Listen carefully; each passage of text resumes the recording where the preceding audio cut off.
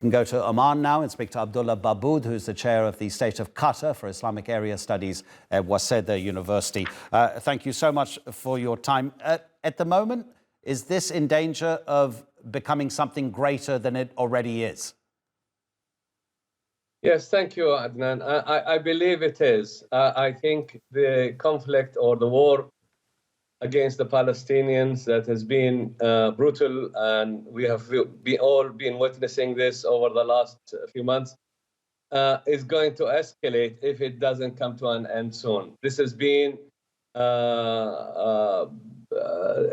it's been actually said by Iran, it's been said by the Houthis, it's been announced by Hezbollah, and also we've seen what happens in Iraq and also Syria. So basically the acts of resistance are sending messages that if this war and this brutal war against the Palestinians is to continue and there is no ceasefire, that they will start to engage and disrupt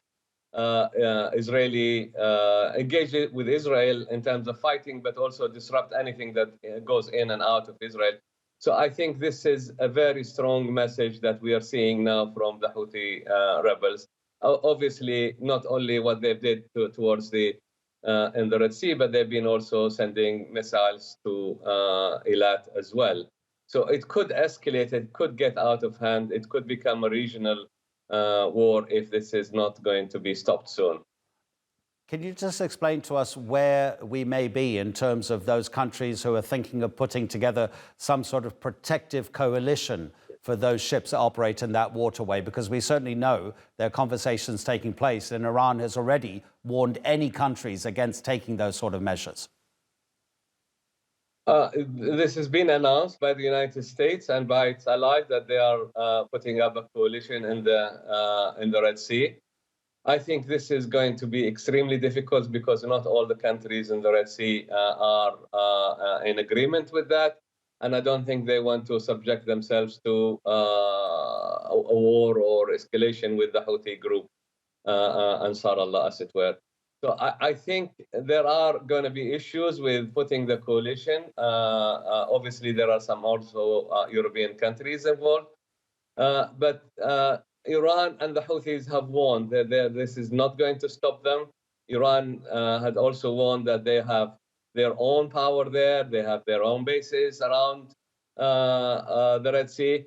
And obviously, this is not to do with trying to disrupt maritime trade or security. It is to do with the war in Gaza.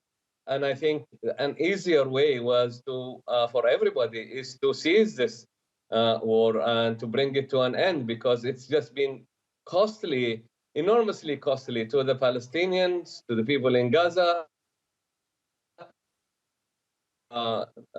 journalists, women and children, and also it's now going to be costly to international trade and maritime security.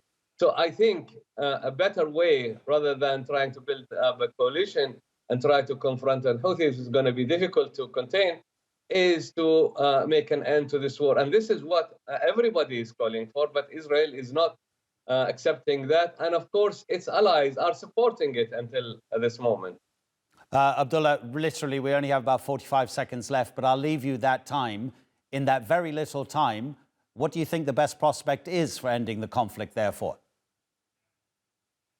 I think the most important thing is to save lives from both sides, the Palestinians and, of course, the hostages. And this is what Hamas is called for. So war is never an answer to some of these conflicts. And the best option is to start to think about where is next after Gaza. What about a Palestinian state? What about Oslo Accord? What about the two-state solution? All of these questions have to be brought into discussions now, and not to continue to kill people and innocent people, thinking that this is the answer to this conflict. Abdullah, thank you very much indeed for the analysis. Really, really appreciate it. Abdullah Baabood speaking to us from Muscat.